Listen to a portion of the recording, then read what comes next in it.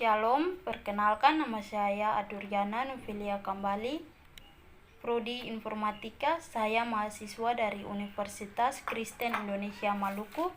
Di sini saya akan menjelaskan sedikit tentang kerangka kerja dan paradigma interaksi. Kerangka kerja adalah sebuah struktur yang digunakan untuk mengkonseptualisasikan suatu sistem. Kerangka kerja dapat digunakan untuk memahami cara manusia berinteraksi dengan komputer. Siklus tindakan eksekusi atau evaluasi suatu konsep penyusunan tindakan-tindakan, yaitu 1. Goal, kejadian yang diinginkan oleh pengguna. 2. Eksekusi, melakukan eksekusi atas suatu tindakan dalam dunia nyata. 3. Dunia nyata, tempat di mana pengguna dapat mengeksekusi suatu tindakan dengan memanipulasi objek. 4.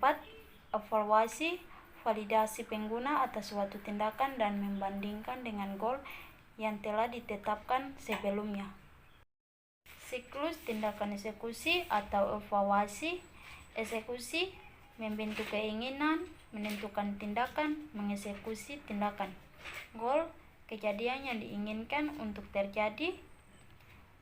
Evaluasi, mengevaluasi hasil interpretasi, menginterpretasikan persepsi, memahami status dunia nyata. Jarak pemisah eksekusi. Jarak pemisah eksekusi adalah perbedaan antara keinginan pengguna dengan apa yang dapat dilakukan oleh sebuah sistem, atau seberapa jauh sistem tersebut dapat mendukung tindakan yang akan dilakukan oleh pengguna. Kerangka kerja interaksi siklus tindakan eksekusi atau evaluasi berfokus pada cara pandang pengguna tentang interaksi. 1. Komponen utama sistem, menggunakan bahasa mesin. Pengguna menggunakan bahasa tugas, masukan menggunakan bahasa masukan, keluaran menggunakan bahasa keluaran. 2. Fase eksekusi pada siklus interaksi. Artikulasi, pengguna memformulasikan sebuah goal yang kemudian dinyatakan dalam bahasa masukan. Pengerjaan, bahasa masukan diterjemahkan ke dalam bahasa mesin. Penyajian, sistem menyajikan hasil operasi yang menggunakan bahasa mesin menggunakan bahasa keluaran. Mengatasi kompleksitas jika perancang ingin membangun sistem yang mudah digunakan. 1. Perancang harus memahami bagaimana pengguna melihat sesuatu. 2. Melihat dunia dengan kacamata pengguna. 3. Perancang memahami yang dirasakan pengguna ketika menggunakan program rancangannya. Untuk itu, perancang harus memahami bagaimana manusia mengatasi kompleksitas suatu lingkungan kerja secara teknis.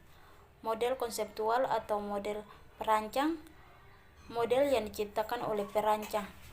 Gambaran sistem, sistem yang diciptakan oleh perancang yang sesungguhnya dilihat oleh pengguna. Model mental pengguna, model yang diciptakan oleh pengguna ketika pengguna berinteraksi dengan suatu sistem. Model mental adalah proses untuk menciptakan kerangka kerja tentang suatu proses atau cara kerja suatu benda. Penyajian kognitif, suatu proses atau objek yang menyatakan suatu perkiraan logis dan dapat diterima tentang bagaimana suatu benda dibentuk atau bagaimana benda berfungsi. Karakteristik model mental: tidak ilmiah berdasarkan perkiraan, tidak lengkap menjelaskan aspek dan relevan, tidak stabil, dapat dikembangkan dan beradaptasi dengan konteksnya, tidak konsisten untuk model yang sama sering tidak compatible satu dengan yang lain. Model mental sangat penting untuk perancangan interaksi sebagai kerangka kerja dasar untuk menyelesaikan persoalan yang dihadapi.